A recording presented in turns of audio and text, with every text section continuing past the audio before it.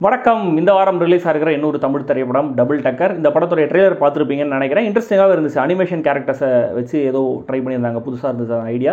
குழந்தைகளை டார்கெட் பண்ணி ப்ராப்பராக ஒரு படம் வரப்போகுது. கொஞ்சம் சந்தோஷமாகவும் இருந்துச்சு. ஏன்னா தமிழ் சினிமாவில் குழந்தைங்களை ப்ராப்பராக டார்கெட் பண்ணி எடுக்கப்படுற படங்கள்ன்றது ரொம்ப ரொம்ப ரொம்ப கம்மிங்கிறது உங்களுக்கும் தெரிஞ்சிருக்கும். ஸோ இந்த படம் எப்படி இருக்குன்னு பார்க்கலாம் அப்படிங்கிற ஒரு கியூரியாசிட்டி இருக்குது.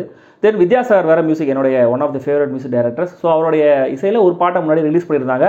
அந்த மெலடி ஆகாவோன்னு சொல்ல முடியலனாலுமே கூட கேட்கறதுக்கு கொஞ்சம் ப்ளசண்ட்டாகவே இருந்துச்சு. ஸோ ட்ரெய்லர் மாதிரியே படமும் இன்ட்ரெஸ்டிங்காக இருந்துச்சா இல்லையா அப்படிங்கிறத தெரிஞ்சுக்கிறதுக்கு முன்னாடி எப்பவும் போல சப்ஸ்கிரைப் பண்ணாதாங்க சப்ஸ்கிரைப் பண்ணுங்கள். கமெண்ட், லைக், ஷேர் எல்லாத்தையுமே பண்ணுங்களேன்.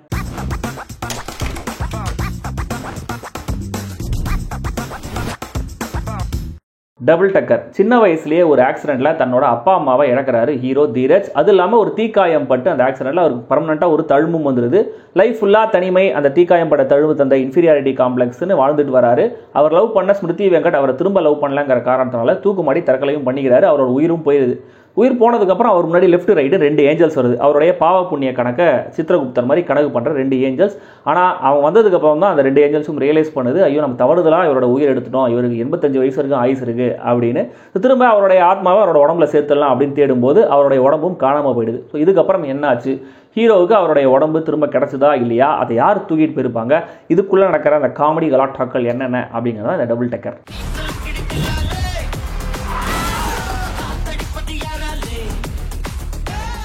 இந்த 2 மெயின் ட்ராக் இருக்கு இல்லையா? தவறுதலாக தன்னோட உயிரை பறி கொடுத்த ஹீரோ, அவரோட உடம்பு தூக்கி போன கும்பல். இந்த ட்ராக்கை வச்சு இந்த கதையை நகர்த்திருக்கலாம். ஆனால் இன்னும் எக்கச்சக்கமாக எக்ஸ்ட்ராவாக கதைகள் நிறைய கேரக்டர்ஸ்ன்னு போட்டு மிக்ஸ் பண்ணதில்லை. இது இட்லியா சட்னியான்னு தெரியாத அளவுக்கு ஸ்மாஷ் ஆயிருக்கு. பட் மேற்கொண்டு படத்துடைய கண்டென்ட்டை பற்றி அப்புறமா பேசுவோம். முதல்ல படத்துடைய பாசிட்டிவ்ஸ் என்னங்கிறத நான் சொல்கிறேன். முதல்ல கான்செப்டாக நல்லாவே யோசிச்சிருக்காங்க. நல்ல ஐடியா. என்னதான் கதையை அதிசய பிறவி படத்தை ஞாபகப்படுத்தினாலுமே கூட சித்திரகுப்தன் கேரக்டருக்கு பதிலாக 2 கேரக்டர்ஸ் லெஃப்ட் ரைட்டுன்னு, யமனுக்கு பதிலாக சென்டர்னு ஒரு கேரக்டர்னு இந்த ஏஞ்சல்ஸ் கேரக்டர் அனிமேட்டடாக பண்ணது நல்லாவே இருந்தது. அந்த சீன்ஸ் எல்லாமே பக்காவாகவும் இருக்கு. ஹீரோ தீரஜும் இந்த அனிமேஷன் கேரக்டர்ஸ் வர காட்சிகள் நல்லாவே நடிச்சிருந்தாரு. ரொம்பலாம் காம்ப்ளிகேட் பண்ணாம சின்ன சின்ன ஐடியாஸை வச்சு இந்த அனிமேஷன் கேரக்டர்ஸை சுவாரஸ்யப்படுத்தி இருந்தாங்க. அதுவும் நல்லா இருந்தது. முக்கியமாக டுவர்ட்ஸ் ஏன் ஒரு ஒயிட் ஸ்பேஸ் மாதிரி ஒன்று வரும், டைம் இல்லாத இடம்ன்ற மாதிரி சொல்லுவாங்க. அந்த இடத்துல வர ஒரு ஐடியா சூப்பராக இருந்தது. தியேட்டரில் ஒரு நல்ல ரெஸ்பான்ஸ் அதுக்கு.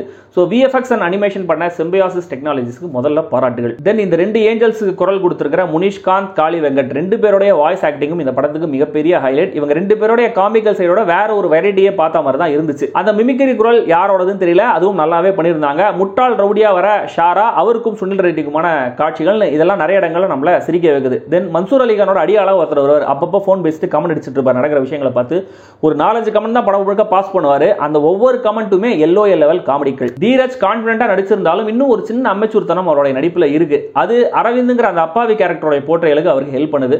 மற்றபடி ஸ்மிருதி வெங்கட், கோவை சரளா, மன்சூர் அலிகான் உள்ளிட்ட மற்ற நடிகர்கள் சொன்ன வேலையை மட்டும் செஞ்சிருக்காங்க. ஒரே ஒரு சீன்ல மட்டும் எம்.எஸ். பாஸ்கர் வராரு. அந்த ஒரே ஒரு சீனுக்கு அவர் எதுக்கு அப்படின்னு தோணலாம். ஆனா அந்த சீன்ல காமெடி ஒர்க் அவுட் ஆக அவர் ஒரு முக்கியமான காரணம். கௌதம் ராஜேந்திரனுடைய சினிமாட்டோகிராஃபி கலர்ஃபுல்லா வைப்ரண்டாவே இருந்தது. வித்யாசாகருடைய இசையில ஒரு பாட்டு, அந்த மெலடி பாட்டு ஃபர்ஸ்ட் ஹாஃப்ல வர பாட்டு கேட்கறது கொஞ்சம் சுமாரா இருக்கு. பட் செகண்ட் ஹாஃப்ல வர அந்த ஒரு பாட்டு கதைக்கும் தேவைப்படல, நம்ம காதுக்கும் தேவைப்படல. ஆனா பின்னணி இசையை பொறுத்த வரைக்கும் படத்தோட அந்த ஃபன் மோட கரெக்டா ரிஃப்ளெக்ட் பண்ணிடுறாரு. தென் இந்த படத்தோட ஒரு சில காட்சிகள்ல முக்கியமா சேசிங் சீன்ஸ்ல தீம் தலக்கடி திலாலேன்னு ஒரு பாட்டு, பழைய பாட்டு யூஸ் பண்ணிருக்காங்க. அதுக்கும் வித்யாசாகர் தான் மியூசிக். சத்யராஜ் நடிச்ச வில்லாதி வில்லன்ற படத்துல அந்த பாட்டு வரும். அந்த பாட்டு யூஸ் பண்ணதெல்லாம் நல்ல ஐடியா தான். ஆனா இந்த படத்தை பார்க்குற சின்ன பசங்க ஆஹா இந்த பாட்டு நல்லா இருக்கே அப்படின்னு யூடியூப்ல இந்த பாட்டை தேடி அந்த விஷுவலை பார்த்துட்டாங்கன்னா என்ன பண்றது? தவறுதலா இறந்து போன ஒருத்தர் அவருடைய ஆத்மாவுக்காக அந்த உடம்பை தேடி அலையிற 2 ஏஞ்சல்ஸ், அவங்களுக்கு கிடைக்கிற உடம்புனால வர பிரச்சனைகள்னு ஒரு கலகலப்பான படத்தை தரணும்னு இயக்குனர் முயற்சி பண்ணியிருக்காரு. இதுல இனிஷியலா ஹீரோ பயப்படுற சீன், இந்த 2 ஏஞ்சல்ஸோட அவர் பேசுற அந்த காட்சிகள், அப்புறம் அந்த உடம்பு தேடுற காட்சிகள், இதெல்லாம் கொஞ்சம் காமெடி ஒர்க் அவுட் ஆயிருந்தா சொல்லலாம். ஆனா ஒட்டுமொத்தமா ஸ்டேஜிங்லயும் இந்த விஷயங்கள் ஆடியன்ஸுக்கு கன்வே பண்ணப்பட்ட விதத்திலும் இருக்கிற அமெச்சூர்தனம் பெருசா இந்த முயற்சிக்கு சப்போர்ட் பண்ணல. படம் ஆரம்பிச்ச கொஞ்ச நேரத்திலேயே டிராயிங், வாய்ஸ் ஓவர், ஸ்டோரி டெல்லிங்னு பல வகையில எக்கச்சக்கமான இன்ஃபர்மேஷனை நம்மளுக்கு சொல்லிட்டே போறாங்க. கிரகிச்சிக்க கொஞ்சம் கஷ்டமா தான் இருக்கு. சீனுக்கு சீன் காமெடி சேர்க்கணும் ட்ரை பண்ணி டப்பிங்ல சில இம்ப்ரோவைசேஷன்ஸ் எல்லாம் பண்ணிருக்காங்க. அது பெருசா ஒர்க் அவுட் ஆகல. தென் எம்.எஸ். பாஸ்கர் வர அந்த ஒரு சீன், தென் ஒரு ஃபோன் கான்வர்சேஷன் சீன், இந்த 2 சீனை தவிர சீக்வென்ஸாவும் பெருசா எனக்கு காமெடி ஒர்க் அவுட் ஆகல. தென் மெயின் கதையை தாண்டி மன்சூர் அலிகான் ட்ராக், யாஷிக் ஆனந்த், கருணாகரன் ட்ராக், ராஜாங்கிற கேரக்டர் பத்தின ட்ராக், இன்னும் நிறைய விஷயங்கள் எடுத்து மிக்ஸ் பண்ணிருக்காங்க. இதெல்லாம் தனியா வேற ஒரு படத்தோட கதை, அதை எடுத்து இங்க ஒட்டி வச்சிருக்காங்கன்ற மாதிரி எனக்கு ஃபீல் ஆச்சு. இதையெல்லாம் நான் லீனியர்ல வேற சொல்லி குழப்படிச்சிருக்காங்களா? சோ இந்த ஃப்ளோ குழந்தைங்களால ஃபாலோ பண்ண முடியுமா அப்படிங்கிறது எனக்கு தெரியல. ஏன்னா எனக்கே சில இடங்களில் கொஞ்சம் குழப்பமா தான் இருந்துச்சு. உருவத்தில் இருக்கிற குறைபாடு, அதனால வர இன்ஃபீரியாரிட்டி காம்ப்ளெக்ஸ், ஒரு சென்சிட்டிவான சப்ஜெக்டை ஹேண்டில் பண்றதுக்கும் கதையில ஸ்கோப் இருந்தாலுமே கூட அதை ஜஸ்ட் ஒரே ஒரே ஒரு வசனத்துல மேம்போக்கா மட்டுமே கடந்து போயிருக்காங்க. அதனால அதை குழந்தைகளுக்கு ஒரு மெசேஜா டேக் அவேவா எடுத்துக்க முடியல. அண்ட் என் வியூல யாஷிகா ஆனந்த் ட்ராக் சம்பந்தமான விஷயங்கள் குழந்தைகளுக்கானதாகவும் தெரியல. மொத்தத்துல இந்த டபுள் டக்கர் ஒரு இன்ட்ரெஸ்டிங்கான கான்செப்ட் ஐடியாவும் அங்கங்க ஒர்க் அவுட் ஆகிற வெரி ஃபியூ காமெடி மொமெண்ட்ஸும் இருக்கிற ஒரு ஆவரேஜான என்டர்டெய்னர். அந்த மெயின் ட்ராக் கதையும் அதுக்கு சம்பந்தமான ஷாரா சுனில் ரெட்டி ட்ராக்கையும் வச்சு கூட இன்னும் சுவாரஸ்யப்படுத்திருக்கலாம். பட் அது நடக்கல. இப்போதைக்கு இந்த படம் தியேட்டர்ஸ்ல மட்டுமே ரிலீஸ் ஆயிருக்கு. விருப்பம் இருக்கிறவங்க ட்ரை பண்ணுங்க.